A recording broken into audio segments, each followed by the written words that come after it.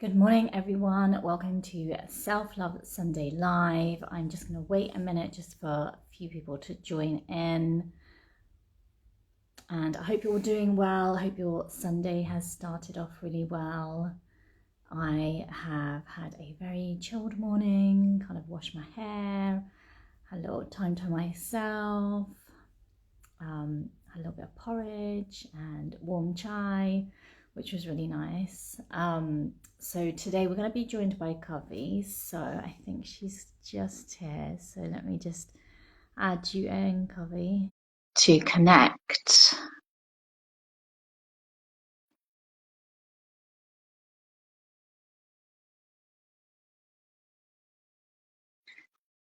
So let's just wait a little minute. It always just takes a little while whenever I'm connecting with someone, so just bear with us. And we're going to be talking about safe spaces in yoga, which is a really important topic and something that really needs to be addressed and talked about. So let's just give it a couple of minutes just to connect. Otherwise, hope you're all doing well. You might want some a notebook and just to make some notes today about what we're talking about. If you're a yoga student, it's going to be really important for you to watch this. If you're a yoga teacher, it's going to be really important for you as well. And thanks for everyone that's joining in. I'm just trying to just connect Covey in. So it says unable to join. So let's just try. Let me just try and connect you again. I'm going to add you in.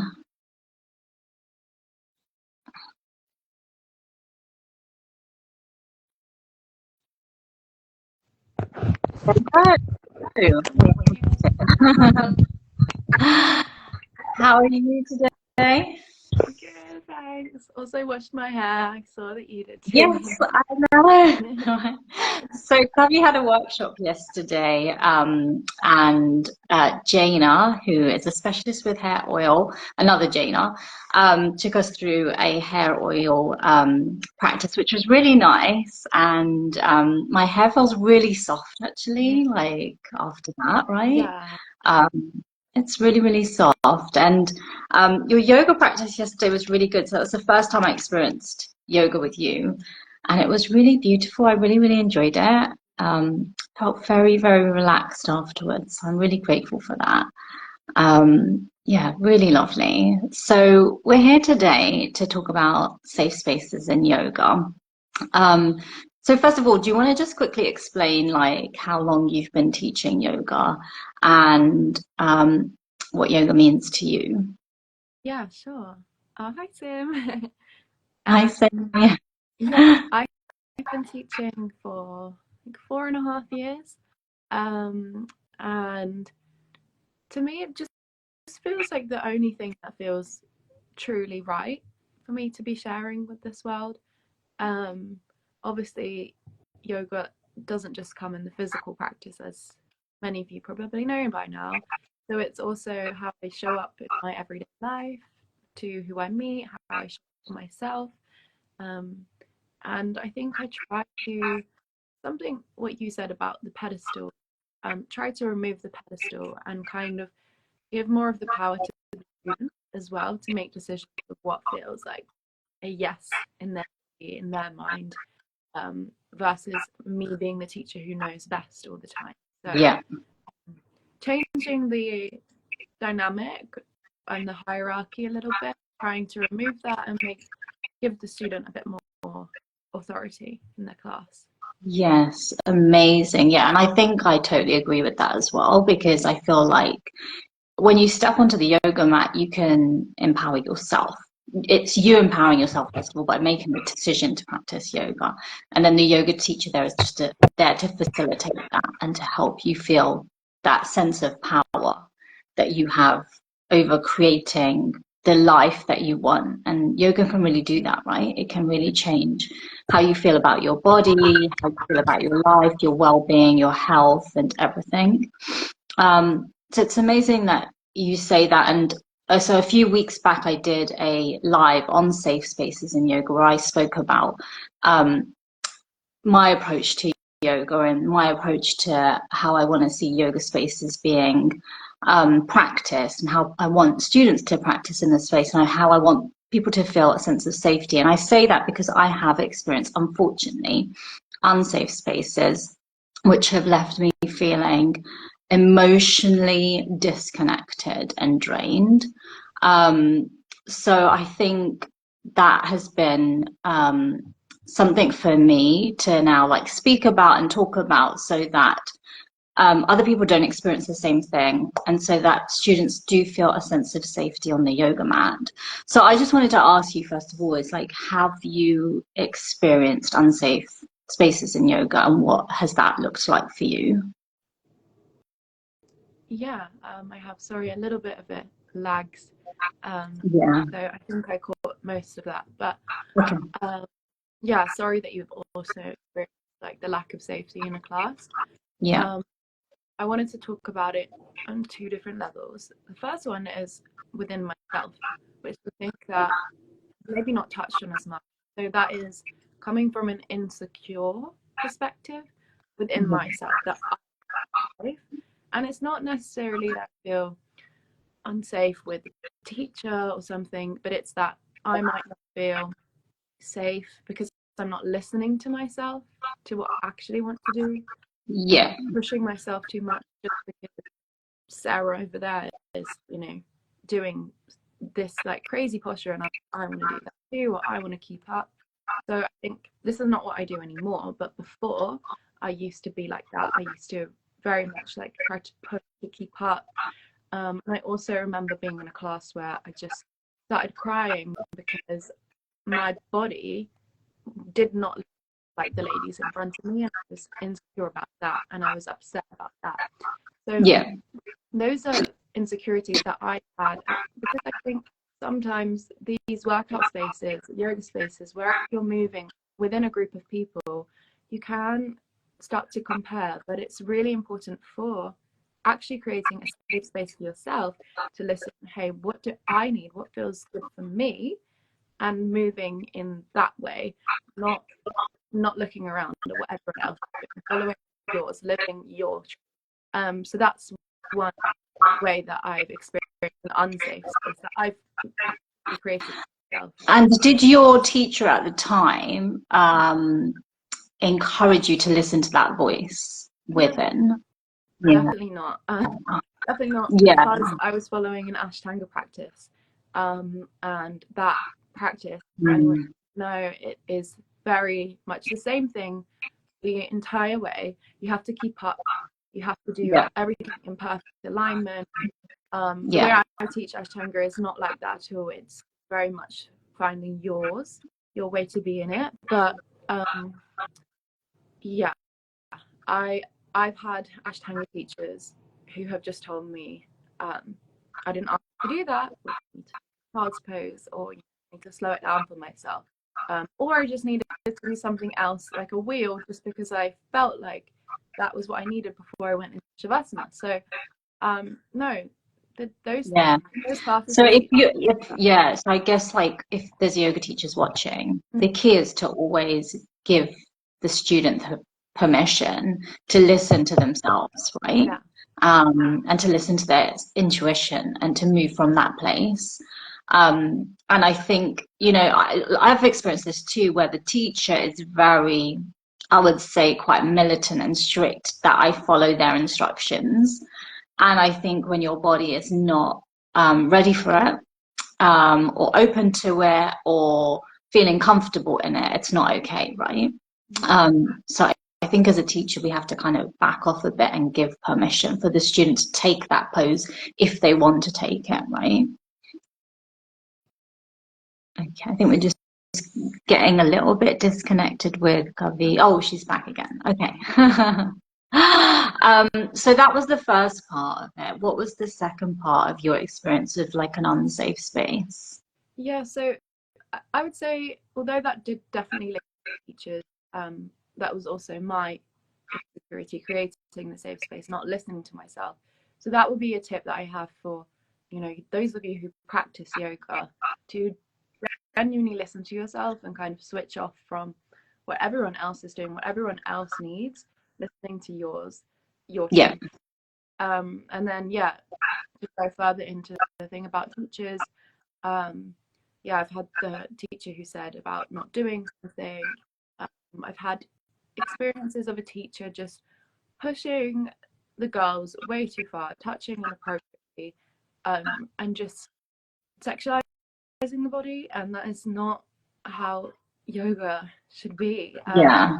It's not about that in any format, which I find quite surprising that it comes from a teacher who, if you're a yoga teacher, that should not be in any part of your agenda. You need to respect your students, Yeah. have a good boundary there, and it's a body that is able to do different things, so you need to respect that without pushing Yeah. too hard as well on the adjustments. Yeah. Yeah. Yeah, and I think that's a good point because again, I've experienced spaces like that too. And I think like if some of you are watching, if you go back and watch my first video on safe spaces in yoga, I do talk about giving yourself permission to leave if a space is feeling really uncomfortable, because I think sometimes we feel like we need to stay in the space. And it's not great physically and then also emotionally. The impact of that emotionally on you is not a good experience, right? Yeah. And then I think it's also like if yoga teachers are watching, it's able to ask for consent for adjustments. Like I'm a firm believer, like I do a lot of adjustments in my class, and I'm a firm believer in like connecting like the heart center through my adjustments, through my hands. And they're so beneficial, and a lot of people do appreciate that.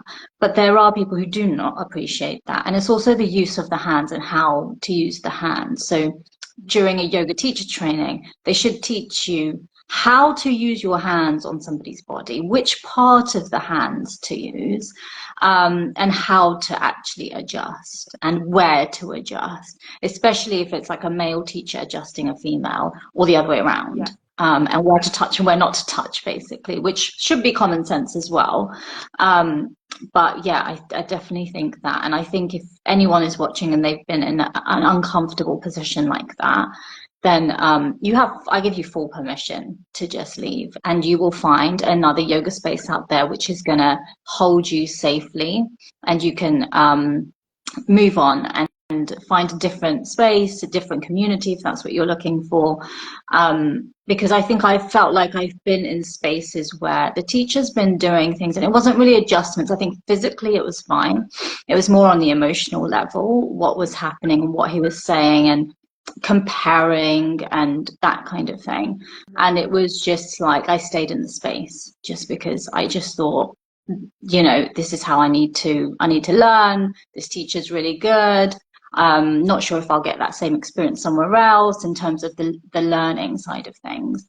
But actually, when I look back on it now, I didn't give myself permission to leave. And had I given myself permission to leave, I think things would have felt a lot different, and I would have empowered myself better.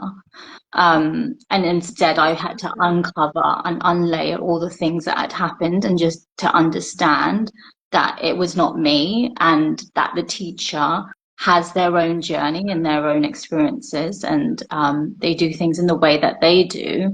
But actually, I don't need to be in that space if it feels uncomfortable, right? So yeah, thank you for sharing that. So I just wanted to kind of lead into like, so I'm just looking at my questions, but just wanted to ask like what your advice is. Oh, what does a safe yoga space look like for you actually? Yeah, sure. Also, I just wanted to touch on what you said about leaving a class. So the first time that happened, that somebody left my class, my ego was hurt, and the second time it happened was within the same week. So I was like, well, what's going on? Like, this has never happened to me before. But this is a message to other yoga teachers, because it's something I learned the hard way. It's nothing to do with you necessarily in that moment. It can be, but it's also down to the student what they need. Maybe you are not the person that they need, and that is fine. Because if you're teaching yoga authentically, you will understand that you are not going to be everybody's teacher. And I know that this is something you also say a lot, Jaina. so I won't Yeah. talk about it too much, but just be okay with other people leaving the class, because that means they're truly honoring their body. And also, one other thing kind of leads into your next question about consent. Understand that Mm. consent can change. So I always check with my students for every single posture that I'd like to adjust. I ask them. So I don't ask just at the start of the class, because consent can change. There might be a Yeah. position that they don't feel comfortable being adjusted in. Yeah. So always check in. And there's little ways that you can do this. If you're a teacher, you could have like a little card that says Yeah. yes on one side, no on the other. You could change it. You could have Yeah. a crystal that has a different face. There are different ways to make it accessible, so you don't need to go around asking your 15 students every Yeah. time. But also your verbal cues, they are really, really important. And I think if you get them on point, it's amazing, because then the student can actually go home and practice, because they understand how it's meant to feel themselves. So Yeah. they are able to self-adjust. And I think that is, again, giving so much more power to the student, which is Exactly. what yoga is about, because it's a practice that can be applied throughout the whole life, not just only with the teacher on the mat. Yeah. Yeah. Yeah. Yeah. No, definitely a good point. And yeah, I think that creates the safe space. And I think, again, like we said at the beginning, just to give the power back to the student. So as a yoga teacher, you want to constantly give the power back to the student. So yeah, I think going on from that, like, what is your advice to somebody who's participating in a yoga class? Um, and like, how should a yoga student feel? And I guess we've kind of covered this anyway. And if they're not feeling right, like, what would you advise them to do? Um, I would say, yeah, take your time first. Maybe sit in Shavasana, lie down in Shavasana, sit, child's pose. Take a moment to listen to your truth. If it feels like this is not a space you want to be in anymore, find a way to leave. And if you want to leave and it's a group class, I would say just try to do this subtly. Maybe leave your mat and just out. Because then it's like less disruptive for the rest of the class and for the teacher. It's obviously off-putting, but we're glad that you're listening to yourself Yeah. and your body. So yeah, and take some water, have a little, sit down and just recommend to my students, take a moment afterwards to journal, to see what came up for you, if anything, to integrate the practice. And it's not just you go in and you go out, you're off the mat, that's it. No, No. it's got to be implemented into your lifestyle. So yeah, that's if you need to leave, if the space doesn't feel safe for you. And I think that would be my main piece of advice if Yeah. you are looking for a way to safely leave a class. Yeah. And also to actually speak to the teacher, if it feels safe and comfortable to do so, right? To actually call the teacher out and just say, actually, I wasn't sure about this. And they might actually change, according to like what you've said. And I think as teachers, we're all learning. We are not enlightened beings. We're not spiritual gurus or anything like that. We don't know everything, and we're not practicing yoga as it's meant to be, because it is such a pure practice. And as human beings, we're still, working through that. Like, we are completely pure as well, but just knowing that for one person that might feel different than another person. Yeah. And And also, then, just to say, your teacher does not always know best. yeah, We're also human. We don't know all the answers. There are going to be times where we get things wrong, where we don't know how to answer your question. So stop idolizing your teacher. yeah, They are still human, and they obviously have a reason that they're teaching you. They are obviously good enough to be a teacher, but stop putting them on a pedestal, because you have a teacher within yourself too. And I really yeah, want you to listen to that if you're a student yeah, or a practitioner of yoga. Listen to your own truth, your own teacher. yeah, yeah, exactly. And then, yeah, I guess the last kind of question, and I think we've covered this as well, is just like the advice you'd give to a yoga teacher. And maybe like if it's someone who's starting out, who's quite new into the practice Mhm. and really wants to.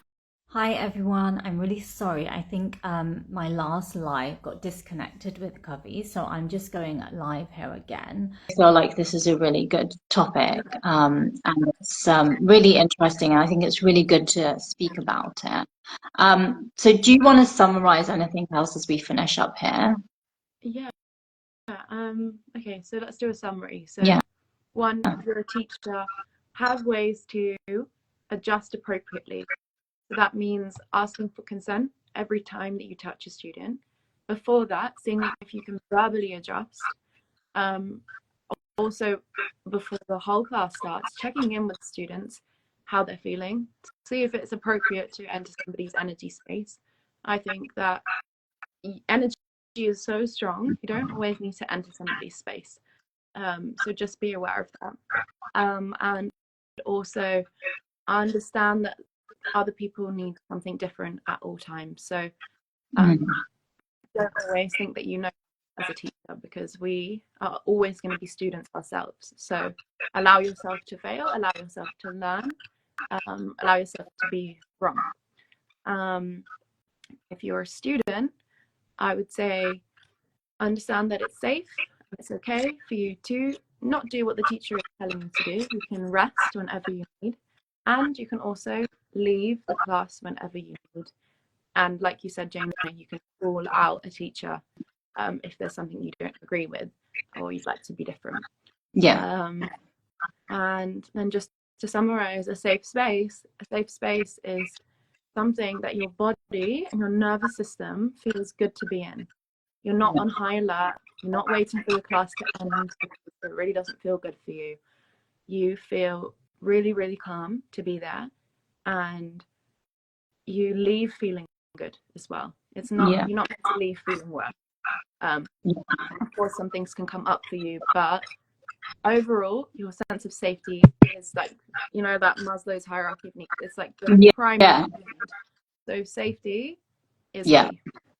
Is really key.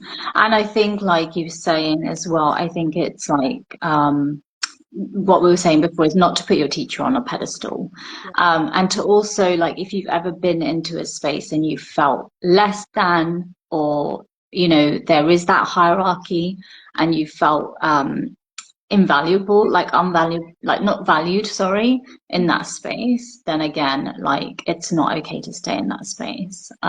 Or again, call the teacher out on it if that's how Yeah. you're feeling. So ultimately, it's really like walking away after a yoga class or a yoga practice and to really feel good, like physically, emotionally, mentally, spiritually, to just feel good. And I think, like you and I both know that we started yoga because we just felt good when we did the practice, right?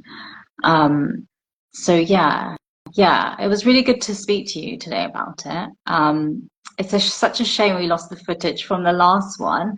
I'll see if I can try and find it somewhere on Instagram, but I feel like the connection today has been a little bit slow, so not sure what's going on. But I will save this part of the footage, and I'll share that on my profile.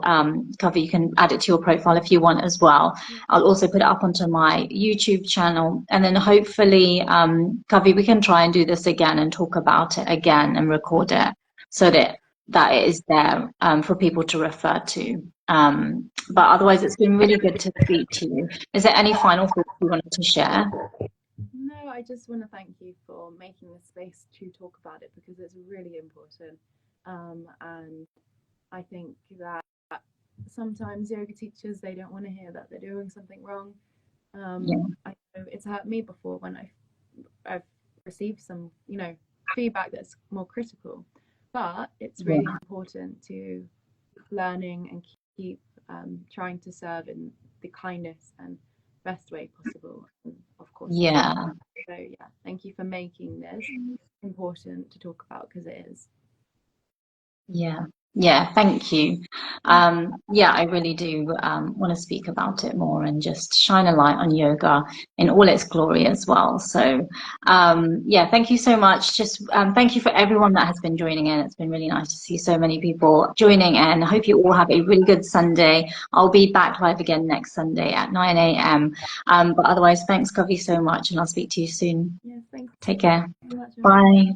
everyone.